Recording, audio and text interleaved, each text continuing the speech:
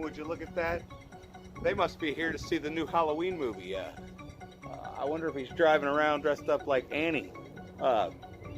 Anyway, I'm here to watch Halloween again, but I wanted to bring up something that's been bugging me.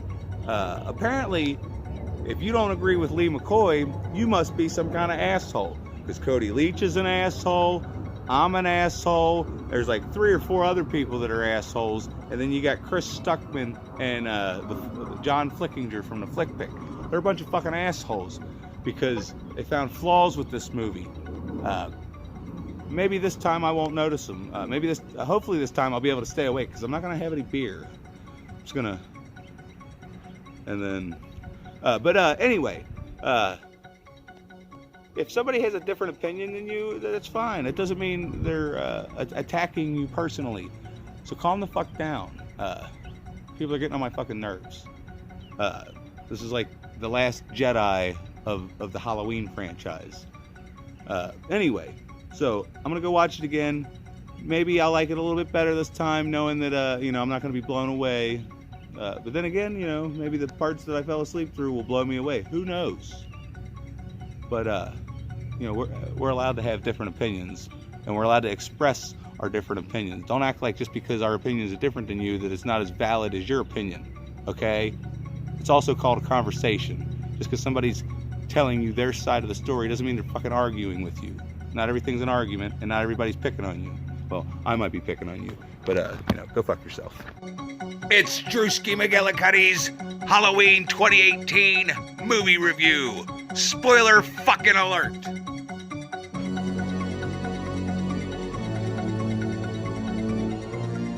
All right, everybody. Hi, I'm Drewski McGillicuddy. Am I all framed up? I figure what better place to do this review than right here. I'm over at the Den Schoolhouse, and this is our fall festival. And these are all the jack-o'-lanterns. There's more jack-o'-lanterns over there, and then there's some more jack-o'-lanterns over there. Maybe I'll walk you around after the review and show you the fall festival. Anyway, hopefully you can hear me with all these cars passing by because we're really close to a busy thoroughfare.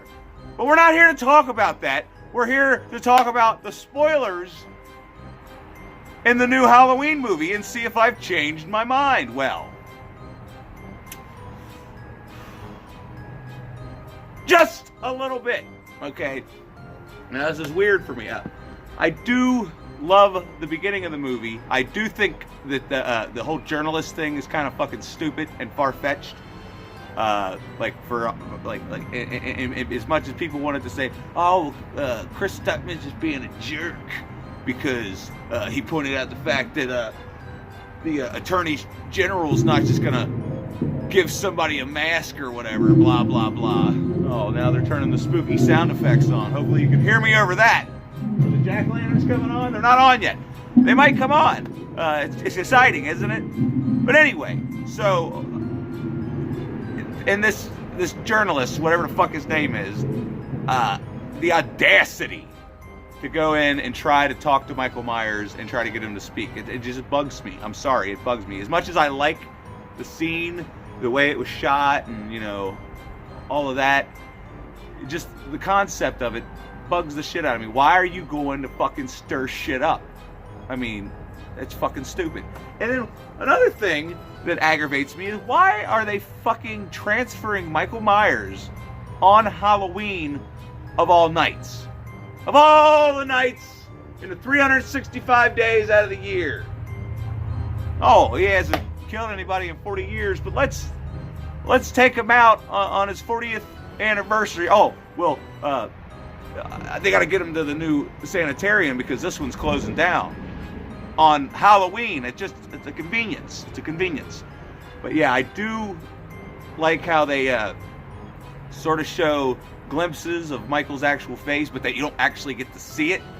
That was a nice touch. And then again, the cinematography and the lighting in this movie is fine. Now the filters, they could have used a little bit more oranges. Like, I think that might have something to do with the whole lack of atmosphere, is some of the color tone choices that they used. For instance, like the little kid's bedroom is like got the blue tone to it. Like, there's a lot of blues in this movie. I mean, I know there's a lot of blues in the original, but I don't know. I don't even know what the fuck I'm talking about. But anyway, so we get to the, he goes to interview Laurie, and I love just her demeanor towards these two jackasses. Because these people, they're jackasses. Like, who the fuck does this? Who gets, where do you get the $3,000? Like, I'm going to interview you and talk to you and try to get you to go talk to Michael? Like, what? Are they turning this into making a murderer or whatever? Trying to have a fucking reunion? Like, it's preposterous.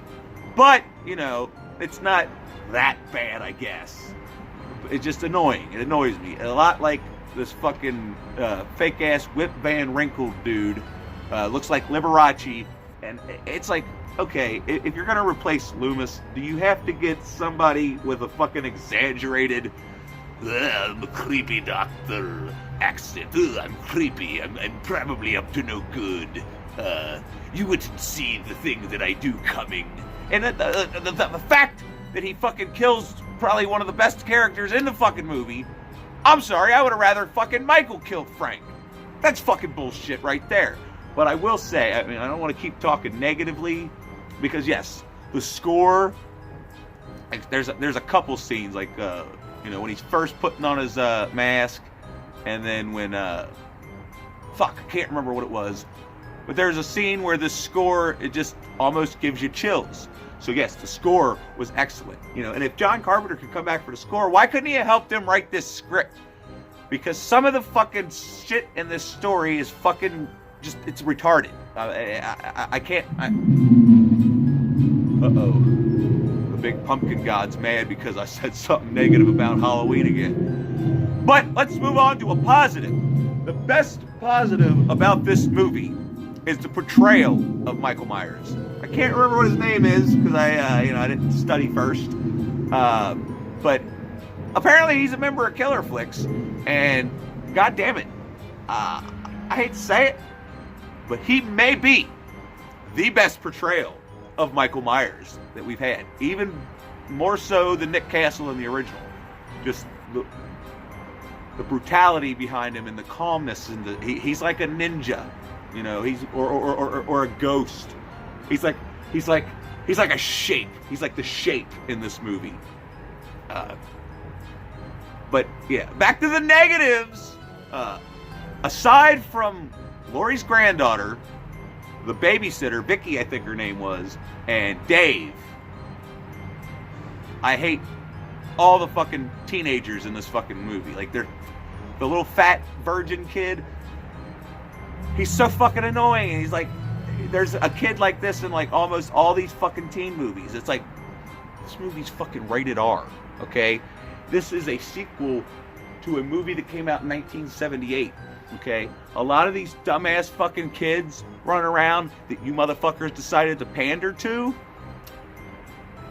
aren't even old enough to watch the fucking movie. So why do we have to have this unnecessary high school drama shit going on when we should be focusing on Laurie and Michael? And come to think of it, as great as a portrayal of Laurie Strode this was, this is not the kind of Laurie Strode I want. I don't understand why. I get it. Her friends were murdered. She was almost murdered. But I highly doubt somebody is going to go this fucking over the top. It was just a little too over the top for me. But like I said, every kill in this movie is fucking perfect. It's what I wanted. I love it. I love it. Just every scene with Michael Myers, aside from towards the end when Laurie Strode's walking through the house looking for him, that part went on too long. And there's a bunch of scenes like that. Like, everybody keeps talking about the two cops. That scene went on way too long. Just everything at the fucking dance went on way too long. We didn't need the whole love triangle. Oh, you kissed a girl and I saw you. Like, we didn't need any of that. So I think what we need to do is complain. Us people that actually, loved part of the movie but hated the other part, we should complain and have the parts that we hated removed from the movie for the director's cut. Because this movie was about 20 minutes too long. I think that's the fucking problem. If you trimmed 20 minutes off of this, like, I mean, even though you wouldn't get some of the cool kills, maybe fix the dialogue. Go back and do fucking reshoots, because some of the fucking dialogue that comes out of this little fat virgin kid's mouth is just cringeworthy.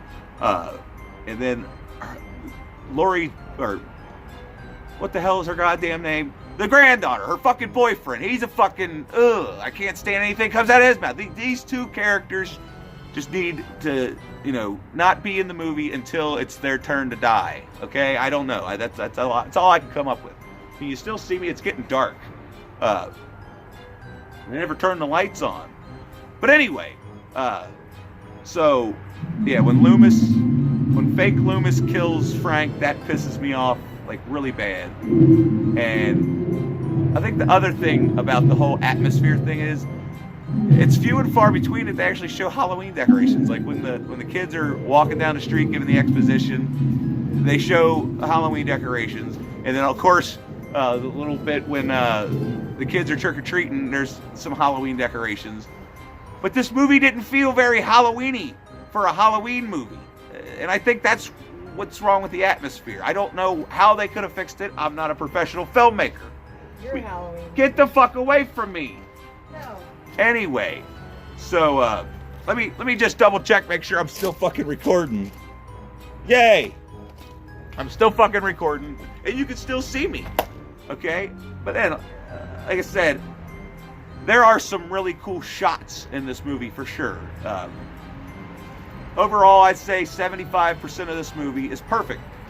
But just the stuff that happened in the 25% of the movie that I didn't like ruined some of that 75% for me. Okay? And then the fucking ending where it's like it's just about to get good. It's about to get started. Oh, it's fucking over. And it's a bunch of fucking bullshit. You trap him in the fucking basement and fucking light him on fire. Guess what? They already did that once. Okay? And it was called Halloween 2. It was the fucking sequel to the original movie. So you couldn't have done something different? You couldn't have maybe killed one of these annoying ass bitches? And actually, you know what? That annoying girl that bothered me the first time, she wasn't as bad this time, I gotta say. Some of her acting came off like, I think it was Cody that said she looked like she was reading off cue cards. Some of it did. But the parts where she did good, she did really good. But her husband, complete waste. Fucking get him the fuck out of here. Send him with them fucking teenagers and get rid of him, Even though the director's cut should have more kills, I don't know how you would cut down on these fucking unnecessary scenes. But I think if you cut down on the unnecessary scenes, then yeah, this is one of the best sequels in the franchise. But since there's so many unnecessary scenes, even though all the other, half-assed Halloween sequels have a bunch of unnecessary scenes, this one just sticks out to me because it's new, and I'm sure it's not going to go away with time. Whereas people that absolutely love this movie, I think it might, start getting to them over time. But then again, they might come out with a director's cut where they just cut all the fucking, trim the fucking fat, and you have yourself a Halloween masterpiece. So yeah, I don't know what to grade this movie, but since it's getting so dark, I'm gonna go ahead and I'm split between a C+ and a B-. Yeah, I stole Stuckman, but like it was just a little bit like the first time I would have given it a C+. This time I'm giving it a B- because it wasn't. I don't know. It's just above being a middle of the road horror movie. I guess another way to put it, this would have probably helped with the atmosphere. Maybe since the original was an independent film, maybe you shouldn't have got a Hollywood studio to produce this fucking movie. Maybe you should have got an independent studio, like maybe A24 or what's the other one? There's a bunch of other ones. Magnet. Of course, I don't think Magnet stuff goes to the theater. I don't fucking know. But anyway, yeah. I'm perplexed about this movie. Maybe in 20 years, or maybe when I revisit it, I don't know. We'll let you fucking know when I revisit it. When it comes out on Blu-ray, maybe I'll review it again, and maybe we'll get the fucking director's cut, and all the problems will be fixed. I don't know if that's how things work, but I gotta go because it's getting too dark to see. So thanks for watching, and if you don't like my opinion, that's fine. But let me know your opinion, and maybe I won't like it either. So leave your comment. And I'll dislike it if you're an asshole or something. I don't know. I gotta go. Make sure you like, share, dislike, subscribe, all that stuff. We'll see you next time. This has been Drewski McGillicuddy. On up. I'm a piece of shit. Oh my God, you guys. I forgot to bring up another really important fact, and I've already left the festival, so I figure I'll stand in front of a poster so you can see what it looks like all lit up.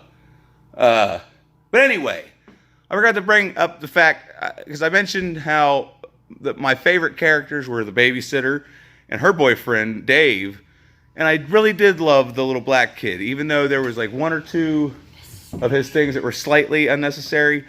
But for the most part, his comedy or comedic moments were the only comedic moments I felt right about, that I felt fit, and I just wanted to bring that up. Because every scene with that little kid and the babysitter, I absolutely fucking loved. And I kind of wish, she would have been closer to a final girl. Because I did kind of like her more than the granddaughter. I mean, yeah, she's probably definitely my favorite character in the movie. Aside from Frank. So I wanted to bring that up real quick. I kind of rushed myself. I'll be honest with you. I rushed myself because it was getting dark. But you know what? There's plenty of spoiler reviews you can go watch. You can go watch Cody Leach's spoiler review. I pretty much agree with everything he had to say about it. You could go watch Chris Stuckman's spoiler review. I had agreed with everything he had to say about it. There's a lot of people that were in the middle of the road with this movie that I agreed with, and for the same reasons. So I just wanted to bring that up. Now you can like, share, and subscribe.